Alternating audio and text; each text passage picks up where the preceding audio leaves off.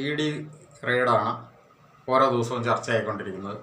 മുൻ മുഖ്യമന്ത്രി ഇപ്പോഴത്തെ പ്രതിപക്ഷ നേതാവായ ശ്രീ പിണറായി വിജയൻ്റെ വീട്ടിൽ കഴിഞ്ഞ ദിവസം ED റെയ്ഡ് ഉണ്ടായത് ഏറ്റവും കൂടുതൽ ചർച്ച ചെയ്യപ്പെട്ട ഒരു കാര്യമാണ്. അന്നേ ദിവസം തന്നെ 12 ഇടങ്ങളിലായിരുന്നു ED റെയ്ഡ് നടന്നത്.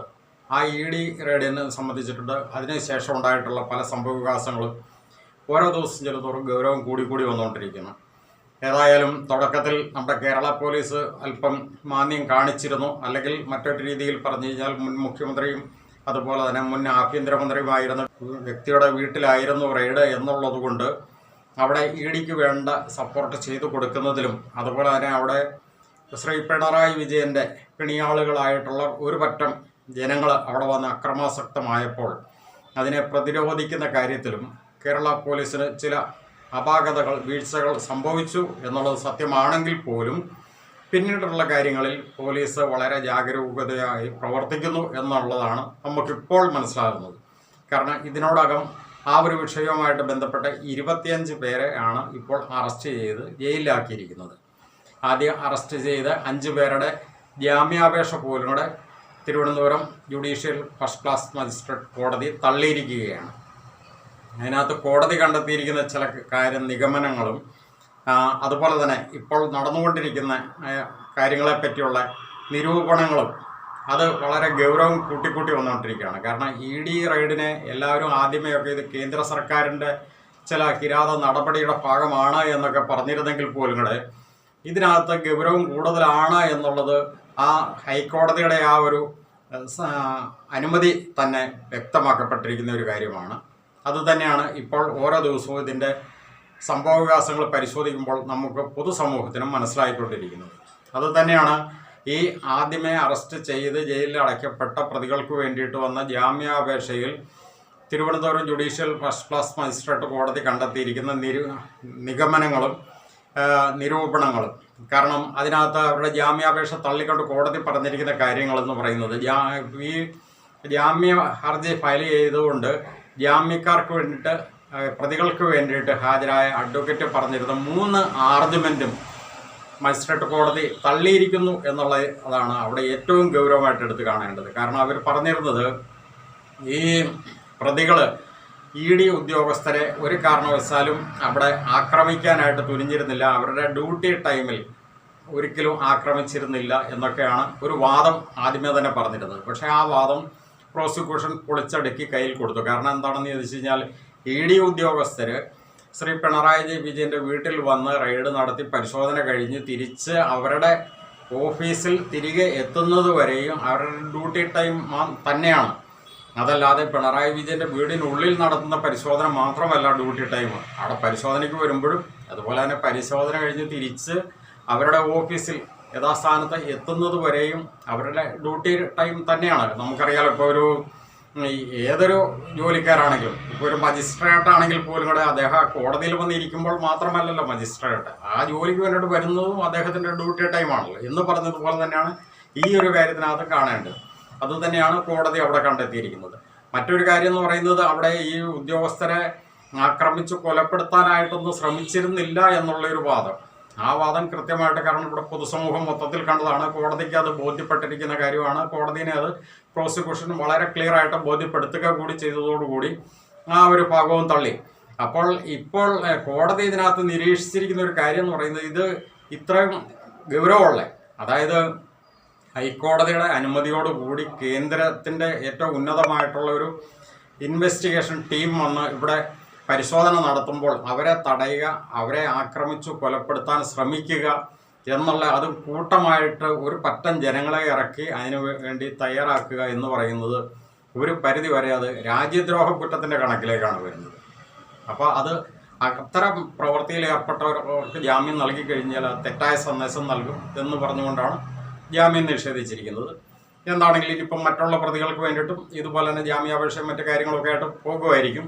അതുപോലെ തന്നെ ജാമ്യം നിഷേധിക്കപ്പെട്ടവർക്ക് ഉപരി കോടതികളിലേക്കും ജാമ്യാപേക്ഷയായിട്ട് പോകുമായിരിക്കാം. പക്ഷേ ഇവിടെയെല്ലാം ഈ കോടതിയുടെ ഈ ഒരു നിരീക്ഷണം സ്വാഭാവികമായിട്ട് അവിടെ ചർച്ച ചെയ്യപ്പെടും എന്നുള്ളത് വളരെ വ്യക്തമാണ്. ഇതുതന്നെയാണ് ഇവിടെ പൊതുസമൂഹത്തിലെ മഹാഭൂരിപക്ഷം ജനങ്ങളും ചർച്ച ചെയ്യപ്പെടുന്നതും. കാരണം ഇവിടെ നീതിന്യായ വ്യവസ്ഥയും അതുപോലെ നീതിബോധമുള്ള ഒരു പൊതുസമൂഹം ഇവിടെ ശക്തമായിട്ട് നിലകൊള്ളുന്നുണ്ട് എന്നുള്ളത് കൊണ്ട് തന്നെയാണ് ഇത്തരം കാര്യങ്ങൾക്കൊക്കെ വളരെ ഗൗരവം കൂടി വരുന്നത്. നമ്മളിവിടെ എടുത്ത് കാണേണ്ട ഒരു കാര്യം എന്ന് പറയുന്നത്, ഇതിനകത്ത് ഈ പ്രതിയാക്കപ്പെട്ട വ്യക്തി, അതായത് ഈ മുൻ മുഖ്യമന്ത്രിയായ പിണറായി വിജയൻ്റെ മകളാണ്, അല്ലാതെ മുൻ മുഖ്യമന്ത്രിയായ പിണറായി വിജയൻ അല്ല ഇതിനകത്തുള്ള പ്രതി.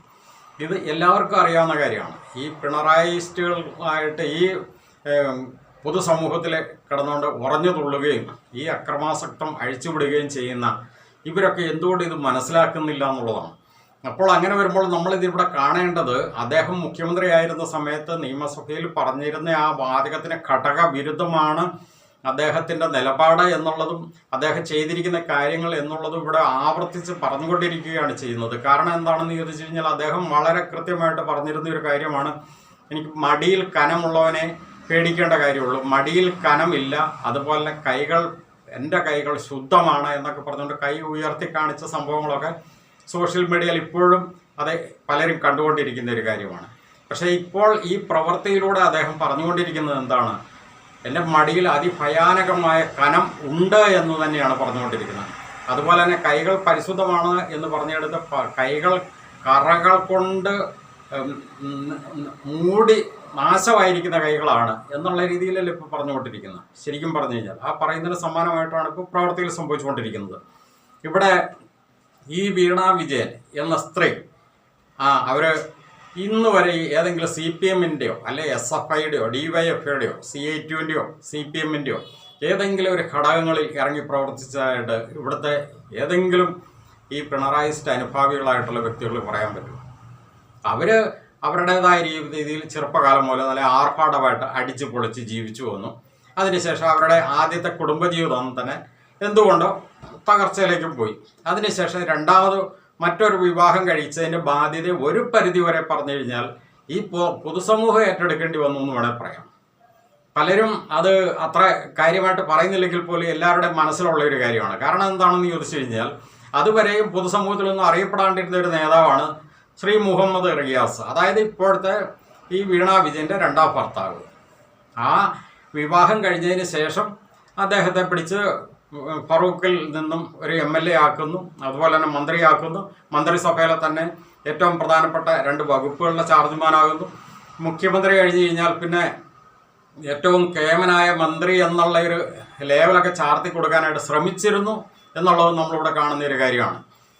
അതിനു മുമ്പ് ഈ വീണ വിജയനെ രണ്ടാമത് കല്യാണം കഴിക്കുന്നതിന് മുമ്പ് മുഹമ്മദ് റിയാസ് എന്ന് പറഞ്ഞു കഴിഞ്ഞാൽ നമ്മുടെ DYFIയുടെ ചില നേതാക്കന്മാർ പോലെ മാത്രമേ ഉണ്ടായിരുന്നുള്ളൂ. നമ്മുടെ വസീഫിനെ പോലെയൊക്കെ ഉള്ളൊരു നേതാവ്, അത്രേ ഉള്ളൂ ശരിക്കും പറഞ്ഞാൽ മുഹമ്മദ് റിയാസ്. അതിന് മുമ്പ് ഒരു പഞ്ചായത്ത് മെമ്പറായിട്ട് പോലും നിന്ന് മത്സരിച്ച് ജയിച്ച ചരിത്രമില്ല. കാര്യം 1-2 ഇലക്ഷനിലൊക്കെ നിന്നു, പക്ഷെ നിന്നതിനേക്കാൾ ഉപരി തോറ്റു തുന്നമ്പാടുകയാണ് ചെയ്തത്. അപ്പോൾ അതിൻ്റെയും ബാധ്യത ശരിക്കും പറഞ്ഞാൽ കേരള സമൂഹത്തിലാണ് ഏറ്റെടുക്കേണ്ടി വന്നത് എന്നാണ് നമ്മളിവിടെ പറഞ്ഞു വെച്ചതിൻ്റെ സാരാംശം. ഇനിയിപ്പോൾ ഏതായാലും ഈ വിഷയം സംബന്ധിച്ചിട്ട് നമുക്കറിയാം, ഇതിനകത്ത് വളരെ ശക്തമായിട്ട് നിയമസഭയിൽ ഉന്നയിച്ചതും നിയമപരമായിട്ട് പോയതും മാത്യു കുഴൽനാടനാണ്, MLA ആണ്. അതിനേക്കാളെല്ലാം ഉപരി ഷോൺ ജോർജിൻ്റെ ഒരു പരാതി, അതായത് BJP നേതാവും നമ്മുടെ PC ജോർജിൻ്റെ മകനുമായ ഷോൺ ജോർജ് കോടതിയിൽ കൊടുത്തിരുന്ന, അതുപോലെ തന്നെ SFIക്ക് കൊടുത്തിരുന്ന പരാതിയുടെ അടിസ്ഥാനത്തിലാണ് ഈ കേസ് അന്വേഷണം ഇപ്പോൾ നടന്നുകൊണ്ടിരിക്കുന്നത്. എന്തായാലും ഷോൺ ജോർജ് ഇപ്പോൾ രണ്ടാമത് EDക്ക് ഒരു കത്തും കൂടെ കൊടുത്തിരിക്കുന്നതായിട്ടാണ് പുതിയ വിവരം. കാരണം എന്താണെന്ന് ചോദിച്ചു കഴിഞ്ഞാൽ, ഇവരുടെ വിദേശ അക്കൗണ്ട്, അത് ഷോൺ ജോർജ് നേരത്തെ തന്നെ പറഞ്ഞിരുന്ന ഒരു കാര്യമാണ്. കാരണം കേരളത്തിൽ നടന്നത് വമ്പൻ അഴിമതിയാണെന്നുള്ളത് നമുക്കറിയാം. ഈ കരിമണൽ കടത്തിയിരിക്കുന്ന കരിമണലിൻ്റെ കേരളത്തിൻ്റെ മൊത്തം നഷ്ടം എന്ന് പറഞ്ഞ് ഏകദേശം 1600 കോടി രൂപയുടെ ഇടപാടുകളാണ് നടന്നിരിക്കുന്നത്. അല്ലാതെ വെറും 2.78 കോടിയല്ല. 2.78 കോടി ഈ വീണ വിജയൻ്റെ, അതായത് പിണറായി വിജയൻ്റെ മകളുടെ അക്കൗണ്ടിൽ കൂടെ വന്നു പോയിരിക്കുന്ന കാര്യങ്ങൾ മാത്രമാണ് ഈ കണക്കിൽപ്പെട്ട ആ ഒരു കണക്കാണ് ഈ 2.78 കോടി എന്ന് പറയുന്നത്. അത് സേവനമൊന്നും നൽകാതെ ഫണ്ട് കൊടുത്തു എന്നുള്ളതാണ് കേസായിട്ട് വന്നിരിക്കുന്നത്.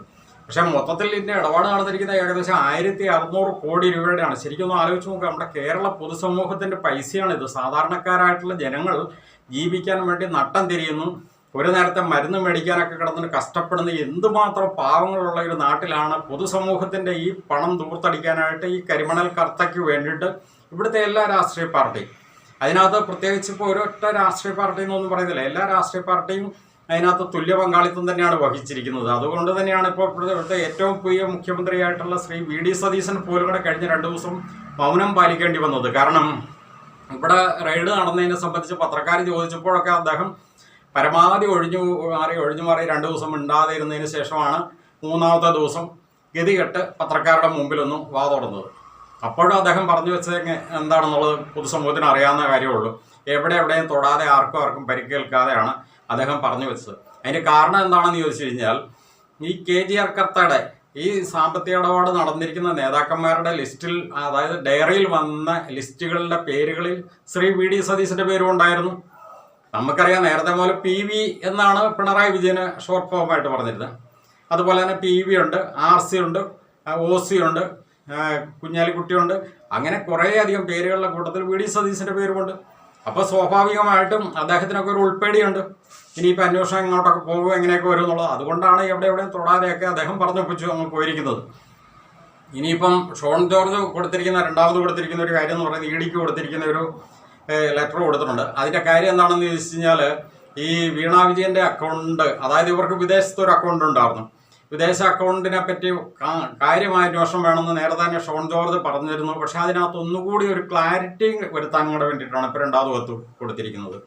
അതായത് UAE അബുദാബി കൊമേഴ്സ്യൽ ബാങ്കിൻ്റെ എക്സാലോജിക്കിൻ്റെ അക്കൗണ്ട്, ആ എക്സാലോജിക്കിൻ്റെ അക്കൗണ്ടിനകത്ത് അന്ന് ഷോൺ ജോർജ് കൊടുത്തിരുന്നത് വീണ തൈക്കണ്ടി എന്നായിരുന്നു. പക്ഷേ ആ അക്കൗണ്ടിൽ കിടക്കുന്ന പേര് വീണ തൈക്കണ്ടി അല്ല, വീണ T ആണ്. അപ്പോൾ ഈ വീണ തൈക്കണ്ടിയും രണ്ടാണോ എന്നുള്ള ഒരു കൺഫ്യൂഷൻ വരാൻ സാധ്യതയുള്ളത് കൊണ്ടുകൂടി അതിനൊരു ക്ലാരിറ്റി വരുത്താനും, അതുപോലെ തന്നെ വീണ തൈക്കണ്ടി മാത്രമല്ല, ഈ വീണ T മാത്രമല്ല, വീണ Tയും ഒരു സുനീഷ് M-ഉം ഇവർ 2 പേരുടെ ജോയിൻ്റ് അക്കൗണ്ടിലായിട്ടാണ് ഈ അബുദാബി കൊമേഴ്സ്യൽ ബാങ്കിൻ്റെ അക്കൗണ്ടിൽ എക്സാലോജിക്കിൻ്റെ പേരിലുള്ള ഒരു അക്കൗണ്ട്. അതിൽ കണ്ടവൻ കോടികൾ കയറി ഇറങ്ങി പോയിട്ടുണ്ടെന്നുള്ളതും, അതുപോലെ ആവറേജ് ബാലൻസ് ആയിട്ട് 10 കോടി രൂപയാണ് ആ അക്കൗണ്ടിൽ ശരാശരി കാണുന്നതെന്നുമാണ് ഷോൺ ജോർജ് പറഞ്ഞിരിക്കുന്നത്. അപ്പോൾ അതിന് വ്യക്തമായിട്ടുള്ള എന്തെങ്കിലും തെളിവുകൾ കിട്ടിയതിൻ്റെ അടിസ്ഥാനത്തിലായിരിക്കണം അദ്ദേഹം അത്തരം കാര്യങ്ങളൊന്നും വെളിപ്പെടുത്തിയത്. എന്തായാലും ആ കാര്യങ്ങളെപ്പറ്റി അന്വേഷിക്കണമെന്നും, അതുപോലെ തന്നെ ഈ അബുദാബി കൊമേഴ്സ്യൽ ബാങ്കിൻ്റെ അക്കൗണ്ടിൽ നിന്ന് അമേരിക്കയിലേക്ക് ഈ ഫണ്ട് മാറി എന്നുള്ളതുമാണ് കാണുന്നത്. അപ്പോൾ ഒന്ന് ആലോചിച്ച് നോക്ക്, എത്രമാത്രം ഭീകരമായ കൊള്ളയാണ് ഈ കേരളത്തിൽ നടന്നിരിക്കുന്നത്. അത് ഈ കരിമണലിൻ്റെ വിഷയത്തിൽ മാത്രമല്ല, ബാക്കി എല്ലാ കാര്യത്തിനകത്തും നമ്മൾ പറയാനായിട്ട് നോക്കിക്കഴിഞ്ഞാൽ അനേകം കാര്യങ്ങളുണ്ട്. നമുക്കറിയാവുന്നതാണ്, വൻപൻ പദ്ധതികളുടെയൊക്കെ 10% മാത്രം പ്രവർത്തനം നടത്തിക്കൊണ്ട് ബാക്കി 90% അടിച്ചു മാറ്റിയ പല പദ്ധതികളും ഈ കഴിഞ്ഞ 10 വർഷക്കാലത്തിനുള്ളിൽ പിണറായി വിജയൻ സർക്കാരിൻ്റെ കാലഘട്ടത്തിൽ ഇവിടെ കേരളത്തിലുണ്ടായിട്ടുണ്ട്. അതുപോലെ തന്നെ നമ്മൾ എടുത്തു കാണേണ്ട ഒരു കാര്യമാണ് ഈ സഹകരണ ബാങ്കുകളിലെ കൊള്ള. നമുക്കറിയാം, ഒട്ടുമിക്ക സഹകരണ ബാങ്കുകളും ഇടതുപക്ഷത്തിൻ്റെ നേതൃത്വത്തിലുള്ള ഭരണസമിതിയാണ് ഭരിച്ചുകൊണ്ടിരിക്കുന്നത്. അതുകൊണ്ട് തന്നെ ആ മിക്ക ഭരണസമിതികളുടെ മൗനാനുവാദത്തോടെയോ അല്ലെങ്കിൽ അവരിലൂടെയോ മിക്ക സർവീസ് സഹകരണ ബാങ്കുകളും കൊള്ളയടിക്കപ്പെട്ടിരിക്കുന്നതിന് സമാനമായിട്ടുള്ള തട്ടിപ്പാണ് നടന്നിരിക്കുന്നത്. ആ കാര്യത്തിനകത്ത് UDF മോശമൊന്നുമല്ല. കാരണം നമുക്കറിയാം, ഇപ്പോൾ കഴിഞ്ഞ ദിവസം വടകര പോലും ഒരു വ്യക്തി ആത്മഹത്യ ചെയ്ത് ലക്ഷക്കണക്കിന് രൂപ കൊണ്ടുവന്ന് ദശലക്ഷക്കണക്കിന് വേണമെങ്കിൽ പറയാം. കാരണം ആ രീതിയിൽ ഏകദേശം 25 ലക്ഷം കൊണ്ട് FD ഇട്ടിരുന്ന ഒരു മനുഷ്യനാണ് അവസാനം മരുന്ന് മേടിക്കാൻ പോലും വകയില്ലാതെ ആത്മഹത്യ ചെയ്യേണ്ടി വന്നത്. ഇപ്പം അതിനേക്കാൾ ഉപരി ഏറ്റവും കൂടുതലായിട്ട് ഇപ്പം പറഞ്ഞു വരുന്നത് നമ്മുടെ വയനാട്ടിലെ ബ്രഹ്മഗിരി ഒരു സൊസൈറ്റി, ബ്രഹ്മഗിരി സൊസൈറ്റിയിൽ, ആ സൊസൈറ്റി ശരിക്കും പറഞ്ഞാൽ ഒരു ചാരിറ്റബിൾ സൊസൈറ്റി ആയിട്ടാണ് രജിസ്റ്റർ ചെയ്തിരിക്കുന്നത്. ഇപ്പം അതിൻ്റെ അന്വേഷണവും കാര്യങ്ങളും അതിൻ്റെ റിപ്പോർട്ടിങ്ങും ഒക്കെ പുറത്തേക്ക് വന്നപ്പോഴാണ് ഇതിൻ്റെയൊക്കെ ഉള്ളുകളികൾ ജനങ്ങൾക്ക് മനസ്സിലാകുന്നത്. അതുവരെ ഇതൊരു സഹകരണ ബാങ്കിനെ പോലെയൊക്കെയാണ് പ്രവർത്തിച്ചുകൊണ്ടിരുന്നത് എന്നാണ് എല്ലാവരും ധരിച്ചു വെച്ചിരുന്നത്. പക്ഷേ അതൊരു ചാരിറ്റബിൾ സൊസൈറ്റി ആയിട്ട് രജിസ്റ്റർ ചെയ്തിട്ടാണ് ഏകദേശം 130 കോടി രൂപയോളമാണ് ജനങ്ങളിൽ നിന്ന് അവർ ഡെപ്പോസിറ്റായിട്ട് സ്വീകരിച്ചത്. എന്നിട്ട് ആ പൈസ എല്ലാം ഇപ്പോൾ വെള്ളത്തിലായിരിക്കുകയാണ്. അപ്പോൾ ഈ രീതിയിലുള്ള ഈ കൊള്ളകൾ നടത്തി, ആ കൊള്ളകളിലെ ഒരു മുഖ്യ പങ്ക് അന്നത്തെ മുഖ്യമന്ത്രിയായിരുന്ന ശ്രീ പിണറായി വിജയനും അവരുടെ സിൽബന്ധികളും കൂടി അത് അടിച്ചു മാറ്റുകയും ഇതുപോലെയൊക്കെ മകളുടെ അക്കൗണ്ടിൽ കൂടെയോ അങ്ങനെ പല അക്കൗണ്ടിൽ കൂടെ ദുബായിലേക്കും അതുപോലെ തന്നെ അമേരിക്കയിലേക്കൊക്കെ കടത്തി എന്നുള്ള ഒരു വിവരണം വരുമ്പോൾ ഇതിനകത്തൊക്കെ എത്രമാത്രം ഗൗരവമുണ്ട്. ഇവർക്കൊക്കെ വേണ്ടിയിട്ടാണോ ഈ സാധാരണക്കാരായിട്ടുള്ള DYFIക്കാരും SFIക്കാർ അതുപോലെ സാധാരണ തൊഴിലാളികളായിട്ടുള്ള കമ്മ്യൂണിസ്റ്റുകാരൊക്കെ ഈ തെരുവിൽ കിടന്നുകൊണ്ട് തൂക്കി വിളിച്ച് തമ്മി തല്ലി സ്വയം കേസിൽ ഉൾപ്പെട്ട് ഈ അകത്ത് പോയി കിടക്കേണ്ട ഗതികേടിലേക്ക് വരുന്നത്? നിങ്ങളൊക്കെ ഒന്ന് ആലോചിച്ച് നോക്കണം. ഈ കേസ് എന്നൊക്കെ പറഞ്ഞാൽ ഗൗരവമായിട്ട് വന്നു കഴിഞ്ഞാൽ ഇവിടുന്ന് നേരെ ദില്ലിയിൽ പോയി കിടക്കലേ മാർഗം ഉണ്ടാവുള്ളൂ. തീഹാർ ജയിലിൽ പോയി കിടക്കേണ്ട അവസ്ഥയിലേക്കാണ് ഇത് വരാൻ പോകുന്നത്. അതുകൊണ്ട് കുറേ കൂടി ഒരു അവധാനതയോടുകൂടി സാമാന്യ ബോധത്തിൽ സാധാരണ ജനങ്ങൾ ചിന്തിക്കുക. ഒരു വീണാ വിജയന് വേണ്ടിയിട്ട് ഇങ്ങനെ തമ്മിൽ തല്ലി ചാവാനായിട്ട് ഉള്ള ജന്മമാണോ നിങ്ങളുടേത് എന്നുള്ളത് സ്വയം വിലയിരുത്തുക. നന്ദി.